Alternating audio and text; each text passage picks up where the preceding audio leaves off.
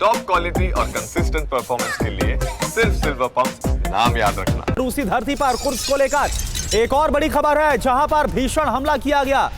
AASM glide bomb से attack को अंजाम दिया गया। हमले में रूसी सैन्य अड्डा पूरी तरह से तबाह हो गया है। ये देखिए आप। तो इस वक्त वो तमाम इलाके जो यहां हमलों के बाद जबरदस्त हलचल है। पहला हमने आपको खार्किव दिखाया, दूसरा कुर्स्क। कुर्स्क में विनाशक अटैक हो रहे हैं। रूस के कुर्स्क में यूक्रेन का बड़ा हमला हुआ है। कुर्स्क के कई इलाकों में सीरियल अटैक की खबर है। यूक्रेनी सेना ने रात भर यहां हमला किया है। AASM ग्लाइड बमों से अटैक अंजाम दिया गया। यूक्रेन का ड्रोन से यह बड़ा अटैक था। यूक्रेनी हमले में रूस को भारी नुकसान की खबर भी सामने आ रही है। कुर्स्क से ही हमला कहां हुआ है ये देखिए। रूसी सैन्य अड्डों को निशाना बनाया गया है।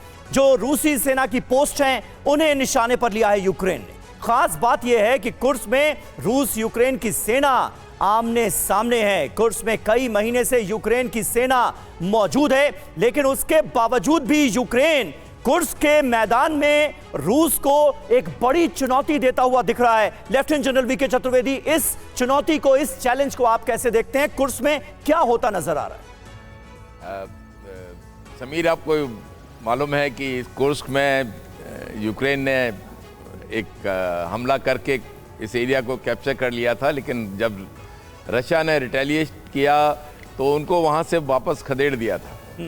आज के दिन अगर देखा जाए तो ये मैं बार बार कहता हूं कि ये अनइक्वल वॉर है। रशिया के सामने यूक्रेन कहीं नहीं टिकता। ये जो आज थोड़े बहुत हमले किए हैं ये कोई भी कर सकता है, लेकिन अगर ये कहा जाए कि यूक्रेन आज कुर्स्क को दोबारा रिटेन या रिगेन करने के काबिल है, बिल्कुल नहीं। दूसरा मैं कहूँगा कि ये जो यूक्रेन ने एयर बेसिस पे डीप इनसाइड रशिया जो हमले किए हैं वो वाकई में बहुत बड़ी बेवकूफ़ी की है। ऐसे समय में जब पूरा विश्व शांति समझौते की तरफ बढ़ रहा था, अमेरिका भी उनके ऊपर बहुत जोर डाल रहा था। इससे अगर आप पुतिन की पर्सनालिटी को स्टडी करेंगे तो मैं नहीं समझता कि वो कभी भी इसको बिल्कुल। और चतुर्वेदी सर, सवाल तो यही है कि क्या मकसद ज़ेलेंस्की का सिर्फ हमला करना है या फिर कोई स्ट्रेटेजी भी है? एक और बड़ी खबर का सर हम रुक कर रहे हैं।